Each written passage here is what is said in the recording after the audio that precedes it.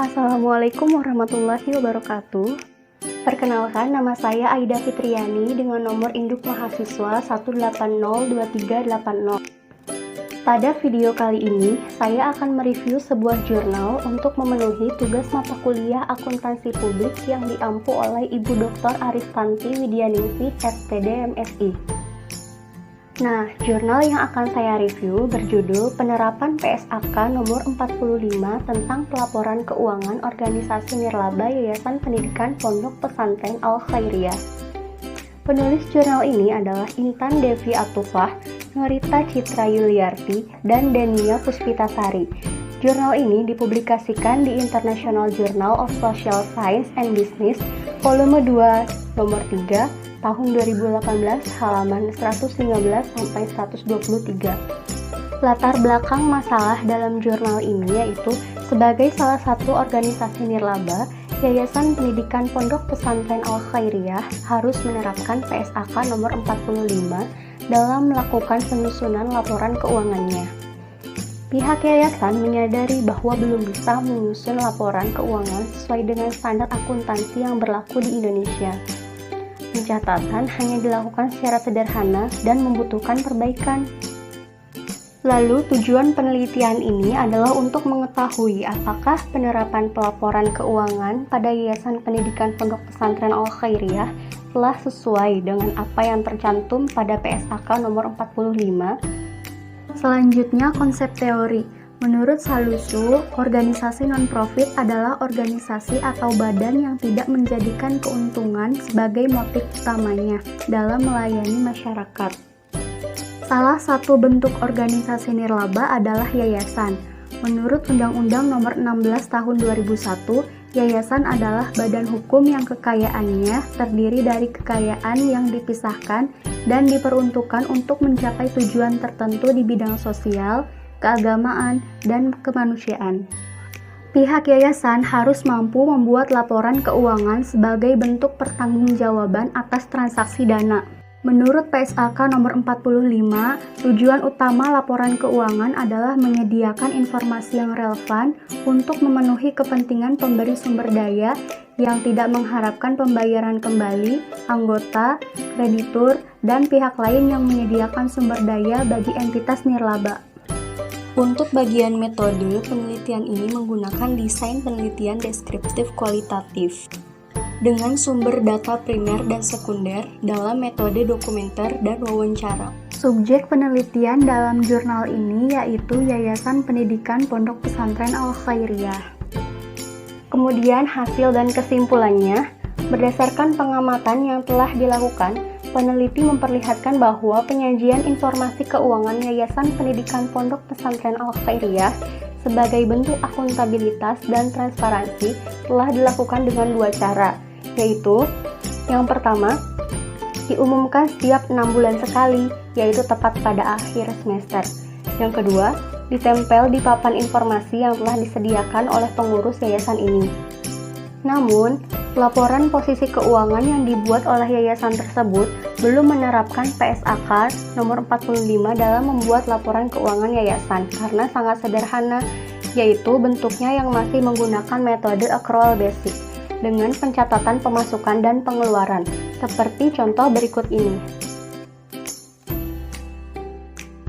Maka dari itu, peneliti merekonstruksi laporan keuangan yang sesuai dengan PSAK nomor 45 yang terdiri dari aset lancar, liabilitas, jumlah dana.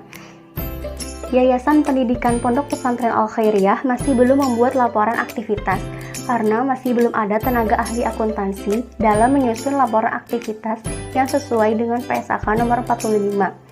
Belum ada perubahan aset neto terikat temporer di yayasan ini. Catatan atas laporan keuangan merupakan catatan yang menjelaskan mengenai gambaran umum organisasi, intisar, kebijakan akuntansi, serta penjelasan pos-pos laporan keuangan dan informasi penting lainnya. Dilihat dari rekonstruksi laporan keuangan Yayasan Pendidikan Pondok Pesantren Al-Khairiyah yang belum mengacu pada PSAK nomor 45. Terima kasih sudah menyaksikan video ini. Mohon maaf jika terdapat banyak kekurangan. Sekian, wassalamualaikum warahmatullahi wabarakatuh.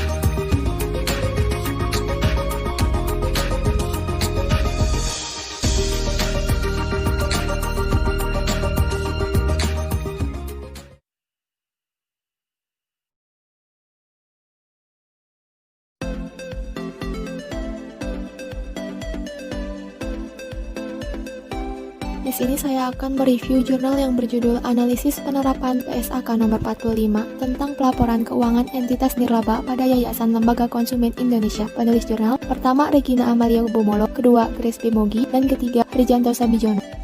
Latar belakang masalah. Pertama, yayasan. Yayasan merupakan salah satu bentuk dari entitas nirlaba badan hukum yang terdiri atas kekayaan yang dipisahkan dan diperuntukkan untuk mencapai maksud tujuan tertentu di bidang sosial, keagamaan, dan kemanusiaan yang tidak mempunyai anggota. Kedua, masalah yayasan yaitu seringkali disalahgunakan fungsinya untuk tujuan memperkaya para pendiri, pengurus, dan pengawas. Ketiga, untuk meminimalisasi penyalahgunaan tersebut, dalam rangka penerapan prinsip transparansi dan akuntabilitas, yayasan wajib mempublikasikan laporan keuangannya sesuai dengan SAK yang berlaku di Indonesia, yaitu PSAK nomor 45 revisi 2011. Tujuan penelitian yaitu untuk menganalisis pelaporan keuangan Yayasan Lembaga Konsumen Indonesia atau YLKI sesuai dengan ketentuan PSAK nomor 45 revisi 2011. Tinjauan pusaka. Pertama, akuntansi keuangan. Kedua, entitas nirlaba. Ketiga, karakteristik entitas nirlaba. Keempat, standar akuntansi keuangan pelaporan keuangan entitas nirlaba.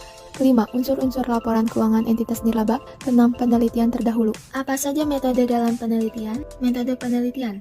Jenis penelitian ini adalah penelitian deskriptif kualitatif. Objek penelitian yaitu laporan keuangan Yayasan Lembaga Konsumen Indonesia atau YLKI. Sampel terdapat dari pernyataan lisan terhadap responden kepentingan YLKI serta dokumen seperti teori dan laporan penelitian sebelumnya atau findings. Populasi yaitu Yayasan Lembaga Konsumen Indonesia atau YLKI. Analisis penelitian dengan mengumpulkan data, menginterpretasikan, dan menganalisisnya sehingga menghasilkan kesimpulan gambaran sebenarnya. Hasil penelitian. Pertama, siklus akuntansi YLKI. Hal terpenting dari siklus akuntansi adalah laporan keuangan. Kedua, dasar pelaporan keuangan YLKI. Dasar pelaporan keuangan adalah akrual basis kecuali untuk laporan arus kas menggunakan metode langsung. Ketiga, pelaporan keuangan pada YLKI disusun setiap akhir tahun, yang terdiri dari laporan posisi keuangan, laporan aktivitas, laporan arus kas, dan catatan atas laporan keuangan. Kemudian di sini terdapat perubahan pelaporan keuangan pada YLKI pada laporan posisi keuangan, laporan aktivitas, laporan arus kas, dan catatan atas laporan keuangan sebelum dan sesudah revisi.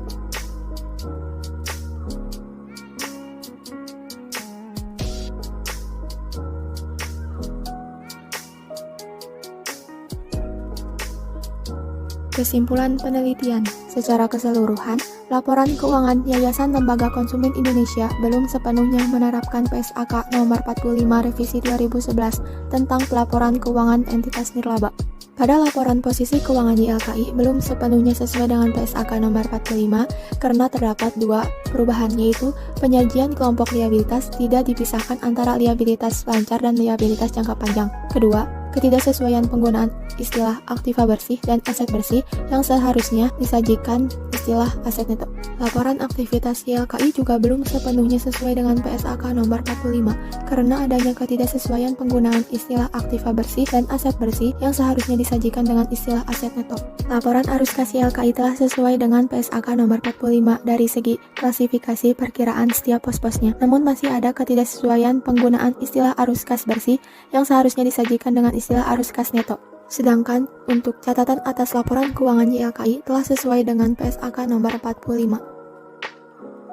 Kelebihan artikel. Pertama, abstrak jelas, sehingga dengan membaca abstraknya saja, pembaca dapat mengetahui hasil dari penelitian. Kedua, penulisan teratur dan sesuai kaidah penulisan jurnal, kata bersifat baku sesuai Kamus EYD Bahasa Indonesia. Ketiga, setiap langkah pelaporan keuangan YLKI menampilkan screenshot atau tabel laporan keuangan. Keempat, isi dari jurnal singkat, padat, dan jelas, serta menyertakan daftar pusaka. Kelemahan artikel. Informasi saran hanya terpaku pada laporan YLKI, tidak mendorong dilakukannya penelitian lanjutan dan tidak menyediakan ruang bagi masyarakat untuk memberikan respon.